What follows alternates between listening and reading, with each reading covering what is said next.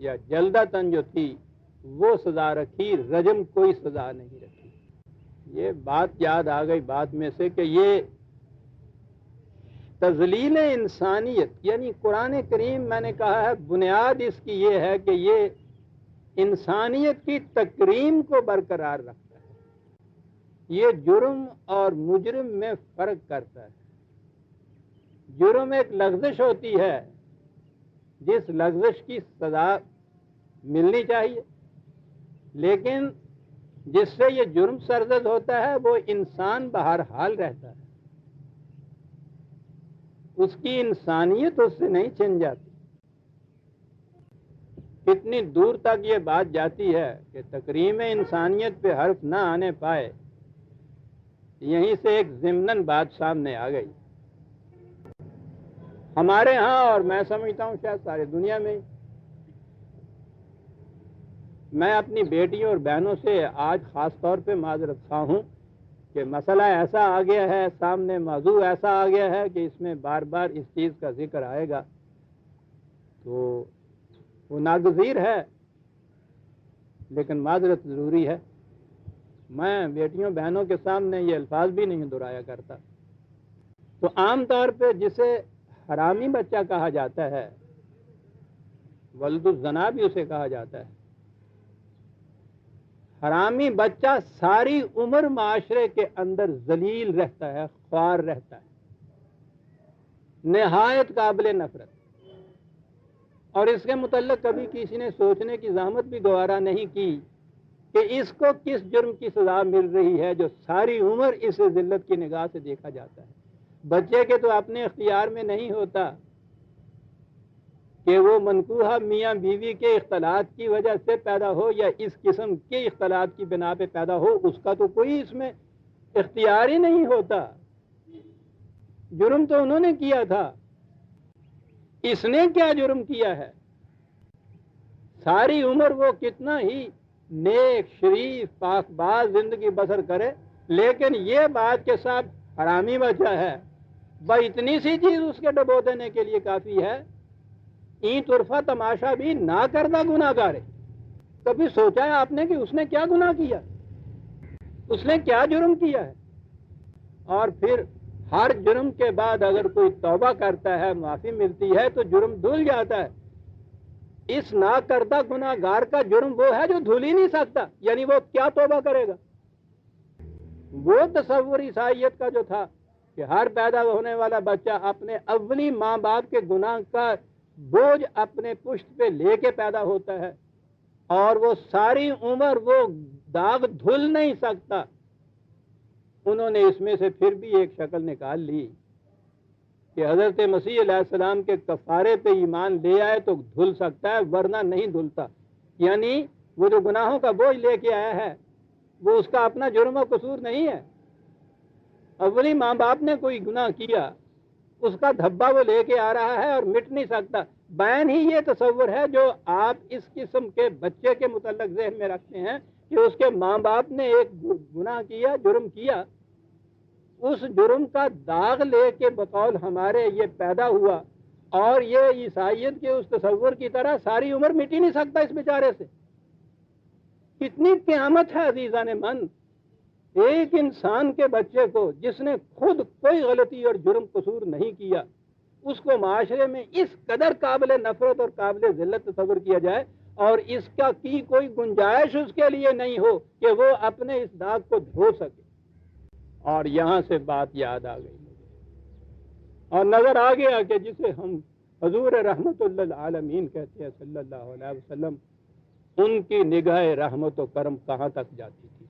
ایک حدیث ہے جو عام طور پہ مشہور نہیں ہے، لیکن میں نے جب اس پہ نگاہ ڈالی تو اس کے اندر تو مجھے وہ چمکتا ہوا ہیرا نظر آیا صاحب۔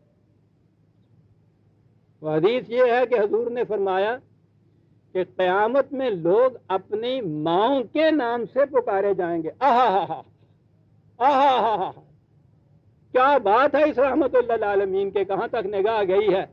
باپ کے نام سے پکارنے میں یہ بات آ جاتی تھی نا درمیان میں، ماں کے نام کے پکارنے سے کوئی ایسی بات نہیں آتی۔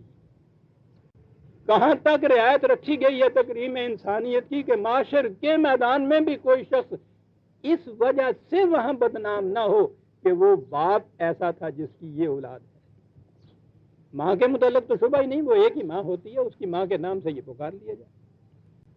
تو میں کہہ یہ رہا تھا کہ یہودیوں نے اپنے ہاں اس جرم کی سزا میں کوڑے بھی رکھے تھے اور منہ کالا کرتے تھے۔ قرآن نے منہ کالا کرنے والی بات جو ہے وہ تو سزا میں سے اڑا دی کہ یہ وجہ تذلیل انسانیت ہے۔ جرم کی سزا ضروری ہے تمدنی زندگی میں، سوسائٹی کی زندگی کے اندر، وہ رکھی، اور وہ جیسا میں نے ابھی کہا ہے 100 کوڑے تھے جلدتاً، چمڑے کا ایک بنایا ہوا ہوتا تھا، اس میں بھی ایک شرط ہوتی تھی کہ گرا نہ کہیں اس کے اندر ہو، اسپاٹ سا ہوتا ہے، اور وہ سوچ لیجئے کہ کیا ہوتا ہوگا جو 100 درے کھا کے بھی، وہ 100 کوڑے کھا کے بھی اس کے بعد پھر زندہ پھرتے تھے۔ قتل کی سزا تو نہیں دی نا قرآن نے اس میں۔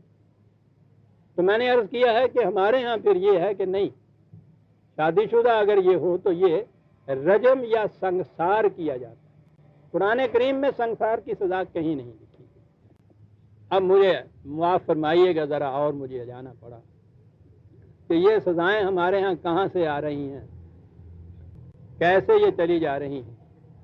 کہا یہ گیا کہ صاحب اسلام دین فطرت ہے، کوئی نہیں بتاتا یہ کس طرح دین فطرت ہے۔ اب اس دین فطرت میں بتایا یہ گیا، بخاری شریف تو آپ جانتے ہیں نا، ہماری احادیث کی کتابوں میں اسد الکتب، پہلے تو 6 کتابیں الگ کر لی گئی ہیں، صحائح ستہ جنہیں کہتے ہیں، 6 صحیح ترین کتابیں احادیث کی، ان میں سب سے سر فہرست جو ہے وہ صحیح بخاری کہا جاتا ہے۔ صحیح بخاری میں یہ ایک روایت ہے، وہ ایک صحابی ہیں حضرت عمر بن محمود،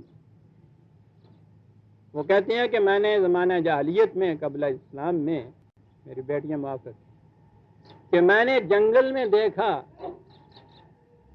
کہ ایک زانی بندر کو سنگسار کیا جا رہا تھا، چنانچہ میں نے بھی کچھ، وہ کہتے ہیں، پتھر مارے تھے اس کو۔ تو یہ گویا فطرت کے مطابق تھا، بندر یا حیوان جرم زنا کا مرتکب، اور اس کی سزا وہ بندر دے رہے تھے اسے سنگسار کر کے۔ اتنے ہی تک محدود رہنا چاہتا ہوں بیٹیوں کی وجہ سے، ورنہ ایک تو یہ کتابیں ہیں نا ہمارے ہاں حدیث کی، اور ایک ان کتابوں کی تشریح ہے، جیسے قرآن کی تفسیر ہوتی ہے، ان کی تفسیر بھی آگے ہے۔ تو یہ جو روایت تو اتنی سی ہے، اس تفسیر میں جو اس کی تفصیلات اور باریکیاں دی ہوئی ہیں، انہیں میں اس محفل میں بیان نہیں کر سکتا۔ وہ امام ابن حجر عسقلانی ہیں، فتح الباری ہے ان کی کتاب، جو شرح ہے صحیح بخاری کی، اس کے اندر بڑی ہی طول طویل طریق سے بڑی لذت لے لے کے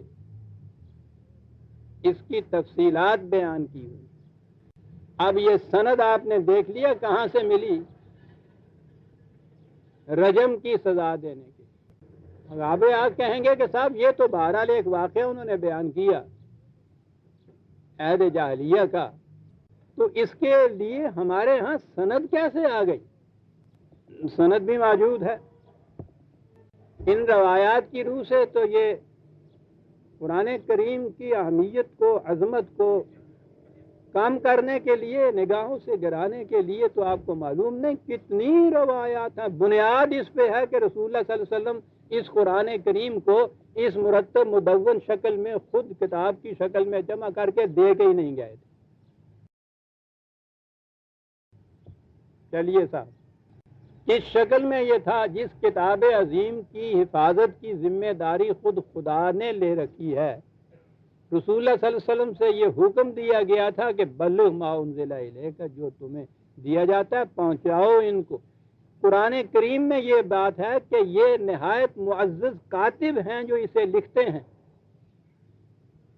خود ہمارے ہاں کی انہی روایات میں ہے کہ 26 کاتب تھے، ان کے تو نام موجود ہے روایات میں، جو وحی کو لکھتے تھے۔